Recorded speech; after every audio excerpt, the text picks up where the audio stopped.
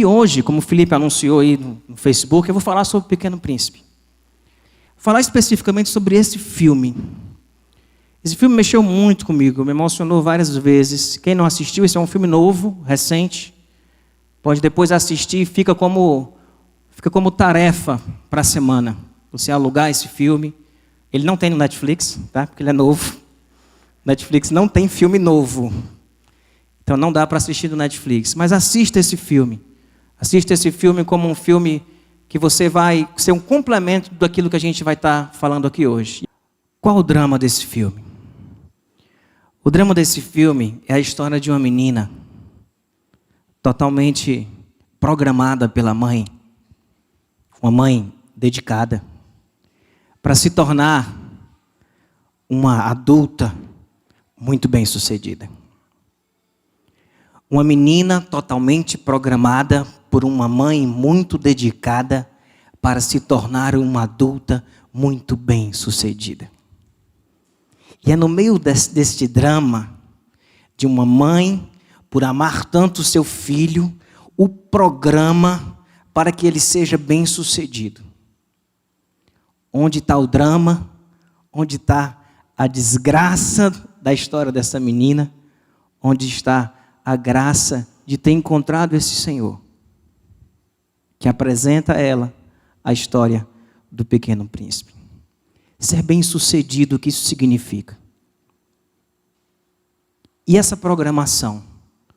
Até que ponto não estamos nós vivendo ainda dentro de uma programação que foi feita em nós para que sejamos bem-sucedidos? Eu lembro de uma história minha, eu com 20 anos, estava no seminário, primeiro ano de seminário, calouro, 19 para 20 anos, calorinho, tinha acabado de chegar no seminário, fresquinho. E aí fui para uma igreja grande lá em Recife. E estava conhecendo algumas pessoas sozinho, não conhecia ninguém, uma igreja muito grande. E algumas pessoas chegaram dizendo, esse aqui é um seminarista, como é o teu nome? Aí Delbrando, como é que é Delbrando, aquela coisa de sempre. E depois disseram, está fazendo o quê? Não, ele está no seminário.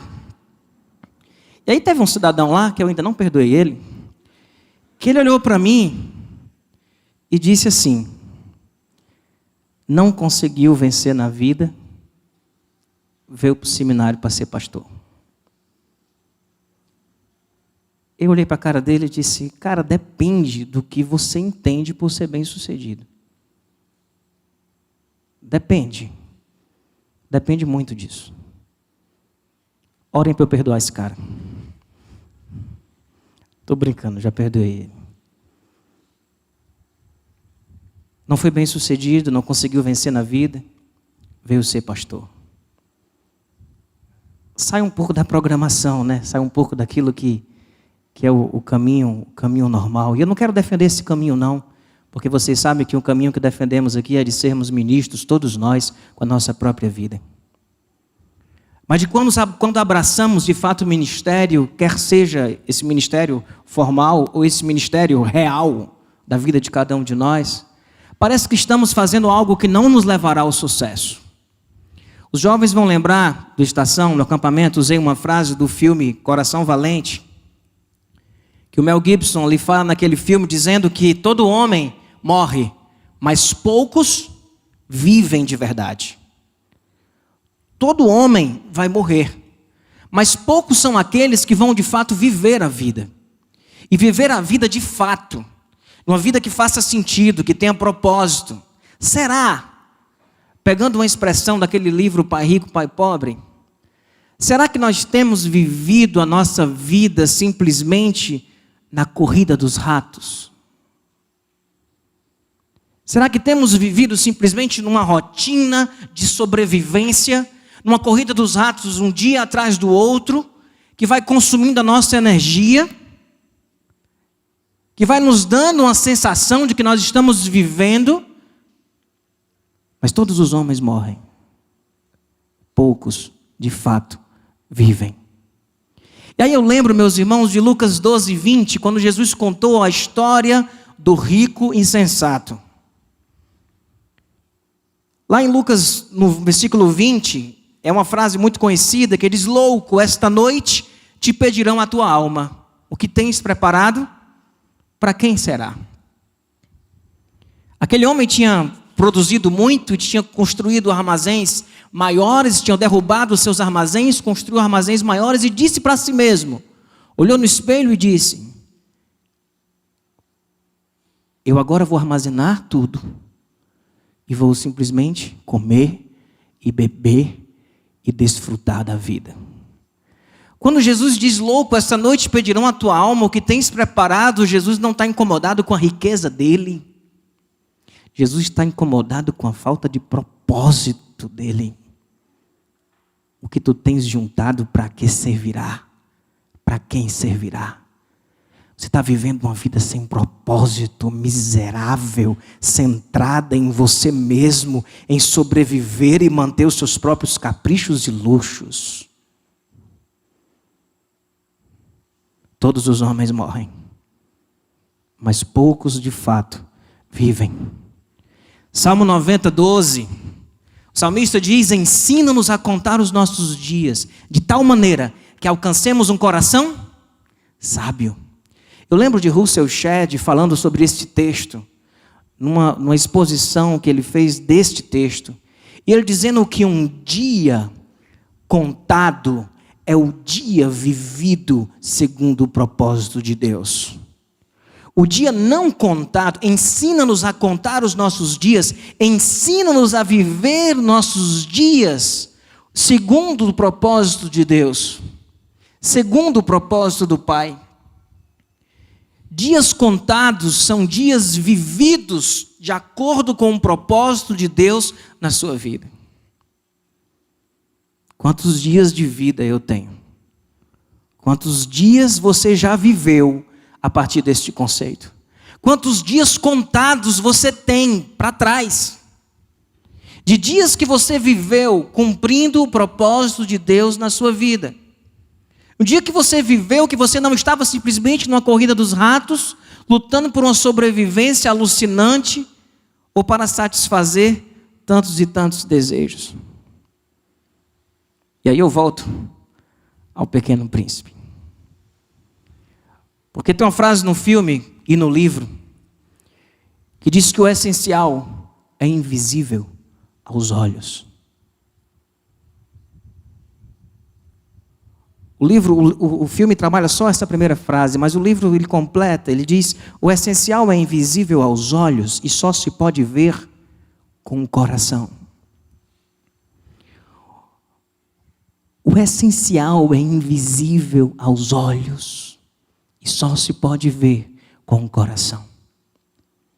Quanto tempo nós perdemos focados apenas naquilo que os nossos olhos podem ver? Porque desaprendemos a enxergar com o nosso coração. Fomos treinados e traídos para não enxergarmos com os nossos corações. Jesus ainda diz em Mateus 6, 21 e 22, eu vou sair costurando um bocado de texto hoje, misturado com a história do Pequeno Príncipe, tá? Jesus diz, no Sermão do Monte: pois onde estiver o vosso tesouro, aí estará também o vosso coração. Eu vou completar isso aqui, e onde o seu coração estiver, aí ele vai enxergar alguma coisa. É isso que ele vai enxergar. A candeia do corpo, a luz do nosso corpo, são os nossos olhos. De sorte que se os teus olhos forem bons, todo o teu corpo será cheio de luz. Com que olhos nós temos enxergado a nossa vida, as coisas que nos cercam? Eu fiquei fazendo uma viagem assistindo esse filme, imaginando em tudo que é invisível e que é essencial. Se nós pararmos para pensar, o ar que nós respiramos, ele é invisível. E quando ele deixa de ser invisível é porque ele não é mais essencial. E é essencial. Mas ele está falando mais do que algo que seja matéria invisível, mas ele está falando de algo que vai para além da matéria. Algo que transcende a matéria. O invisível, que é o sentimento do abraço, do aconchego, da saudade, da alegria e de tantas coisas que nós não podemos ver com os olhos, mas podemos ver com os olhos do nosso coração. Estas coisas são essenciais. Quantas vezes calamos o pedido das pessoas ao nosso redor por coisas essenciais, invisíveis, porque estamos empurrando na cara delas aquilo que é visível e dizendo, olha aqui. Quando na verdade, o que essa pessoa mais quer não é o que é visível, mas é o que é invisível. Filipenses 3,19 tem um texto para mim fortíssimo. Ele fala daqueles que têm o estômago como Deus. O seu Deus é o estômago. O estômago aqui é sinônimo de quê? Da necessidade mais primitiva do nosso ser. Quem é aquele que tem o estômago como Deus? Aquele que é regido simplesmente por suas necessidades, por seus desejos, por seus anseios. Simplesmente por seus anseios. E vai nesta luta de satisfazer os seus desejos, satisfazer os seus anseios, e os desejos e os anseios das pessoas que estão ao seu redor. Me diga se isso não é uma corrida de rato. Me diga se não corremos o risco de morrermos e não termos vivido. Sim, nós corremos o risco. Pastor, isso é um problemão. Acho que alguém deve estar dizendo, rapaz, ele vai resolver esse negócio aí, porque se ele não resolver esse negócio aí, a gente vai sair daqui hoje meio que assim, amanhã não vou mais trabalhar. Vou chamar de corrida de rato, e para quem é preguiçoso, vai dizer que é a corrida do rato, que está vivendo uma vida alternativa. A gente vai resolver isso? Eu não. Mas eu desafio você a resolver isso. Eu desafio você a abrir o seu olho em relação a isso. Outra frase do filme, quando ela chega e diz, a minha diz, eu não quero mais crescer. E aí o velhinho responde, o problema não é crescer, é esquecer. O problema não é crescermos, é esquecermos. Porque nós esquecemos das coisas que realmente são essenciais. Nem lembramos quando fomos formatados e fomos perdendo a sensibilidade daquilo que é essencial na vida da gente. E aí isso me reporta diretamente a ideia de Jesus que nós temos que ser como crianças. Isso me reporta imediatamente ao texto de João 14,16. Quando fala do Espírito Santo.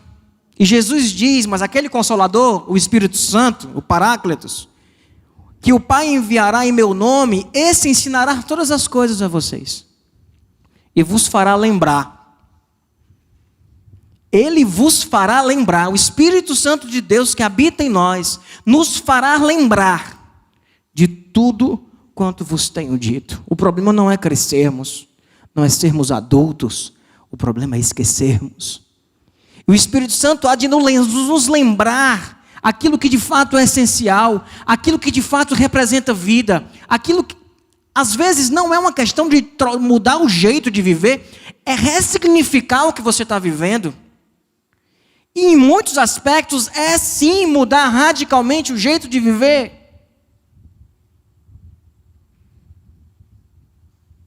Como isso é difícil. Como isso mexe com a gente.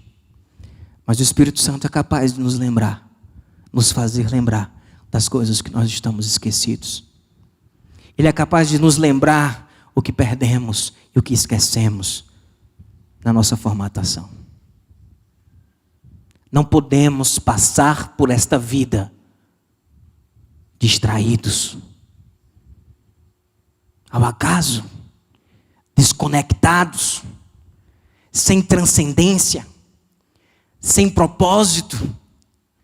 Me recuso a passar por esta vida distraído daquilo que realmente é essencial. Me recuso a passar por esta vida desconectado daquilo que é o propósito de Deus.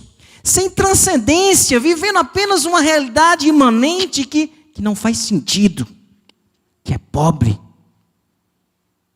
que é desprezível pela ausência de propósito. É preciso transcender, é preciso ir além. Me recuso a viver uma vida sem propósito.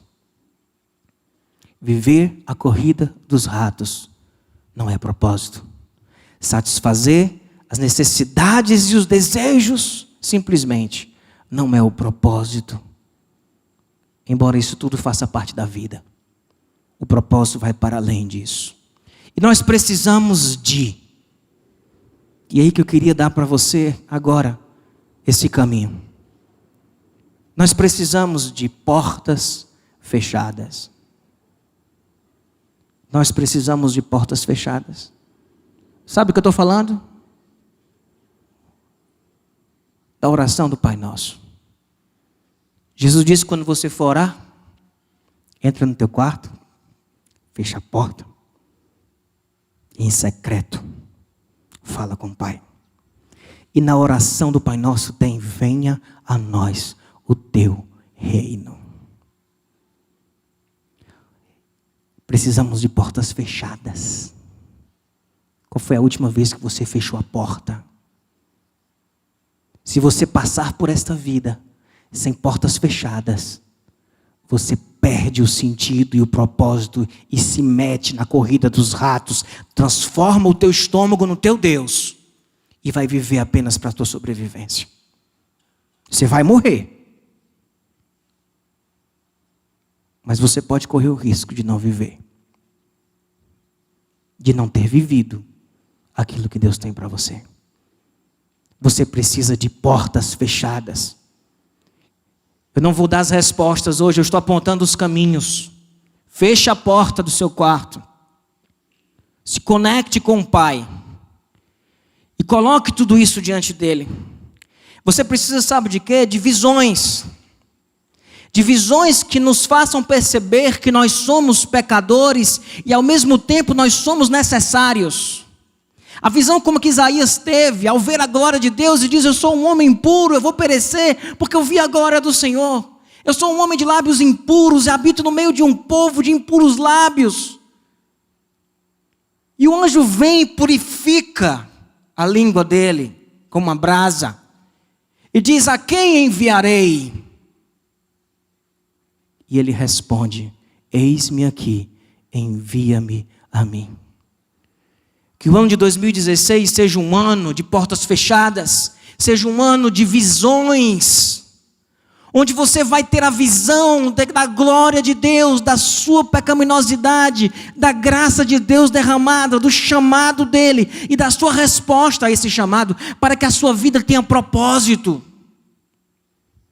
para que você não corra o risco de passar por esta vida sem viver,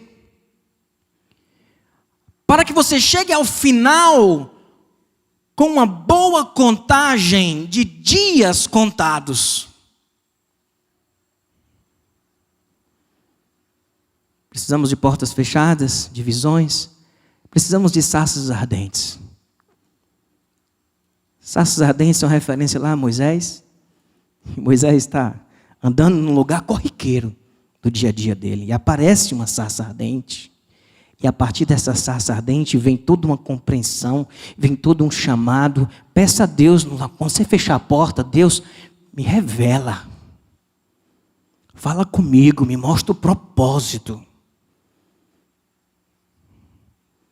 Dizer: pastor, isso é para o pessoal vir trabalhar na igreja? É não. É para ser igreja. É para viver uma vida de acordo com o propósito de Deus, que faça sentido, que tenha sentido de eternidade, que tenha transcendência. Percebe, irmãos? Precisamos de sarças ardentes, porque é a partir da sarça ardente que depois Deus chega e diz para você: digam que o eu sou te enviou. E como é maravilhoso estar vivendo algo enviado pelo grande eu sou, que tenha conexão com a vontade do grande eu sou. A vida se torna outra vida. A vida se torna, de fato, maravilhosa. Nós precisamos de desertos. Desertos. A gente foge dos desertos, mas nós precisamos dos desertos.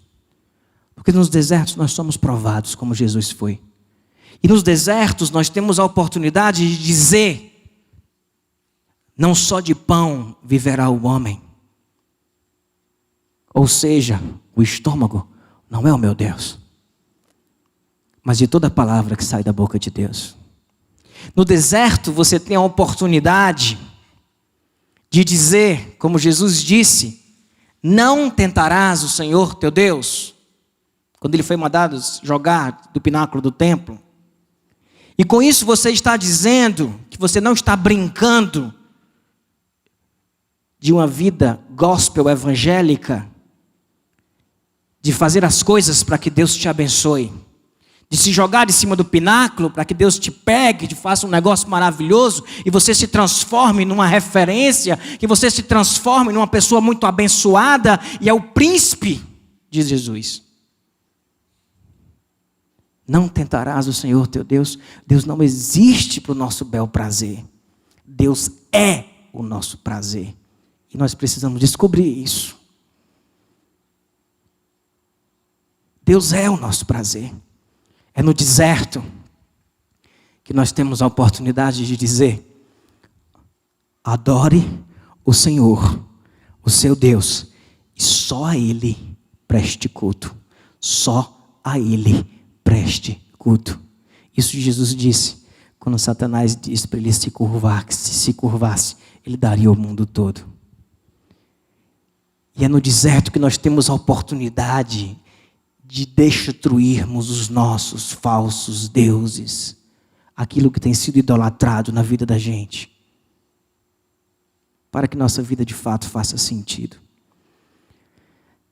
Nós precisamos, meus irmãos, de jardins. E vocês acham que a palavra jardim está aliviando? Tá, não. Porque esse jardim é o jardim do Getsemane. E é no jardim que nós temos a oportunidade de sermos sinceros com Deus e dizermos assim: se possível, afasta de mim esse cálice. Eu não estou aguentando. Está pesada essa missão. Está difícil dizer não para isso. Está difícil dizer sim para isso. Ao mesmo tempo, é nesse jardim que nós aprendemos também a dizermos o que dissemos dentro do quarto com a porta fechada: venha a nós o teu reino. E no jardim a gente diz: seja feito o que tu queres e não o que eu quero. Nós precisamos de portas fechadas. Nós precisamos de visões, de sarças ardentes, de desertos e de jardins. São momentos onde nós nos encontramos com Deus e Deus alinha o nosso coração.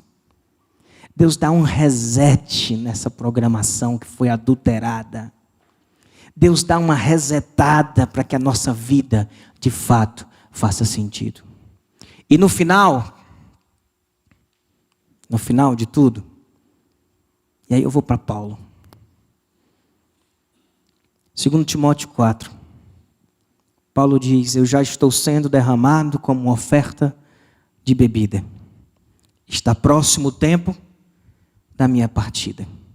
Combati o bom combate, terminei a corrida, guardei a fé. Onde Paulo chega no final da sua vida como um homem certo não apenas da sua morte, mas certo de que ele tinha vivido a vida. E ele diz: combati o bom combate, terminei a corrida, guardei a fé.